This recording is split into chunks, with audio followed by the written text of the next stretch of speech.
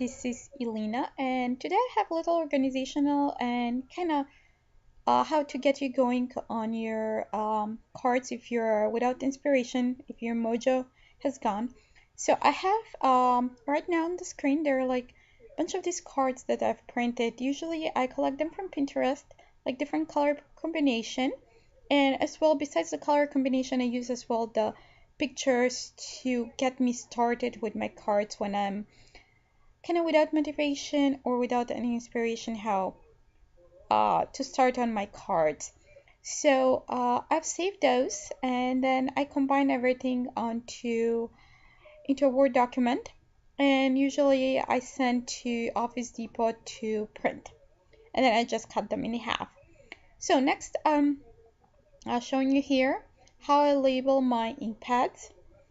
So I have the ombre ink pads from Hero Arts, and as well I have regular ink pads, Hero Arts, Simon Says Stamp, Lawn Fawn, etc. They're all like kind of stacked on top of each other nicely.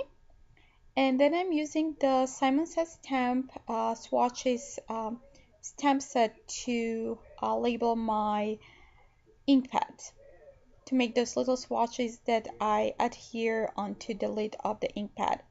For some of them, usually I just go over the strip of cardstock. I cut a bunch of those thin strips from Nina, Solar White 80 pound. And in this case, this didn't really work out for me, just wiping that ink pad over the strip. I didn't really get an even color. So I'm just switching around and I'm using the ink pad. I'm not using the ink pad but the ink swatch stamp, and then I'm stamping on the strip. So with this I get a better impression, and when the ink dries it will even out. So that's the advantage of this type of ink pads. First is splotchy and then it evens out. So next I'll just kind of stamp on every stamp with all the inks that I have to label. And then now I'm at the ombre ink. This is the autumn ombre ink pad from Hero Arts, and I'm stamping larger swatch, so I have all three colors on that for reference. And then for this one I put the label with the name on the other side. I'll show you in a little bit. So I'm continuing with the rest of the ink pads. I have half dozen here, and I have more on the sides, like that whole bin that I showed you. It's full of ink pads that I've had kind of backlog of ink pads to be labeled. I have the same backlog with other stamp sets. So now I'm going with another one, and I'm just trimming the strip to kind of, I just eyeball it. I don't measure it, so it doesn't really, I try to be consistent with the size, but it doesn't need to be exactly the same length, all of them. So I'm just adding a few more here.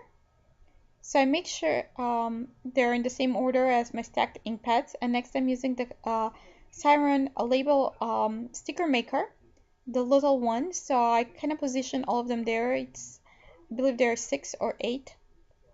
So and I space them nicely. So there are half dozen there. Then I go with my bone folder and I rub on top of it, making sure that all that adhesive is removed from the side, and then I adhere them to the left side, leaving space in the center to adhere my label. And then for the ombre, I adhere it and I center it on the lid.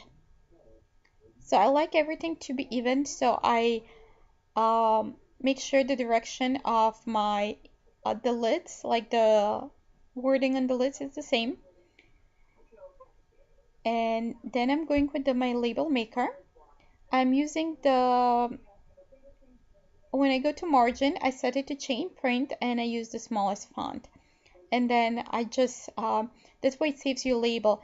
And when you print, you click OK, and then it asks you like, are you done? And if you're not done, if you want to print more, you click it, just press on the escape and then keep printing your labels until you're done, and in the end you will press the OK button, and then the whole label, the whole chain comes out, and then I cut them with my scissors individually. So I'm just adding all the names. I don't add the company, I just add the name of the ink pad of the color.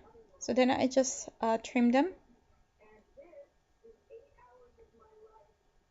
and then I'll just adhere them to the sides of my ink pads. So I have, this is the Wild Rose from Lawn Fawn. So just added that to the side, and then later on I just corrected it. I like to be more in the center. So there we have that one, and then we have the deep sea.